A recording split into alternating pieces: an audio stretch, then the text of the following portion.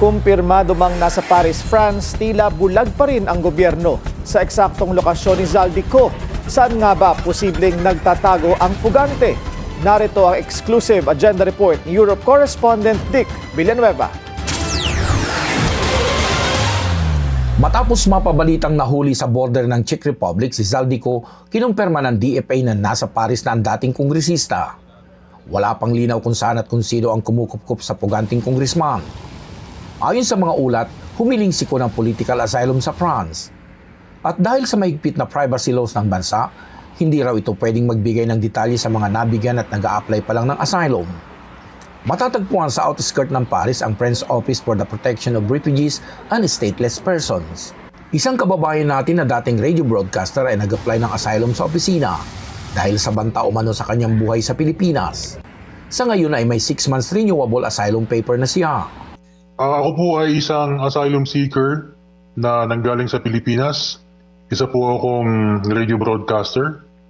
Nagpunta po ako dito sa bansang France upang humingi po ng tulong o proteksyon sa bansang ito. Ako po ay nag-seek po ng asylum at ako po ay binigyan naman ng karapatan na mag-stay po dito. At yun po, ang nangyari. At ngayon po ay sa aking pangalawang pagkakataon na nag-renew ng aking asylum paper at ako naman po ay binigyan po. Kung totoong nasa kustodiya ng France na si Co, posibleng nakatira siya sa napabalitang luxury house niya sa Paris na matatagpuan sa pinakamahal na Avenue Montand sa 8th District na ilang metro lang ang layo sa iconic landmark na Eiffel Tower. May posibilidad din na siya ay nasa mga hotel na kanyang tinutuluyan noon kapag siya ay nagtutur sa Paris. Dahil Pinoy driver daw ang napabalitang nag-service kay Co nang siya ay ma-hold sa Czech Republic, sinubukan ng Billionaire News Channel na kunan ng reaksyon ng dating driver ni Co sa Paris.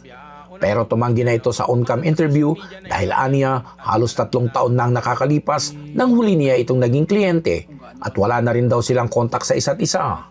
Dahil isa ang France sa madaling maka-avail ng asylum, hindi rin malayo na mabigyan ng dating kongresistang si Zaldico. Para sa agenda, Dick Villanueva, Billionaire News Channel, Paris, France.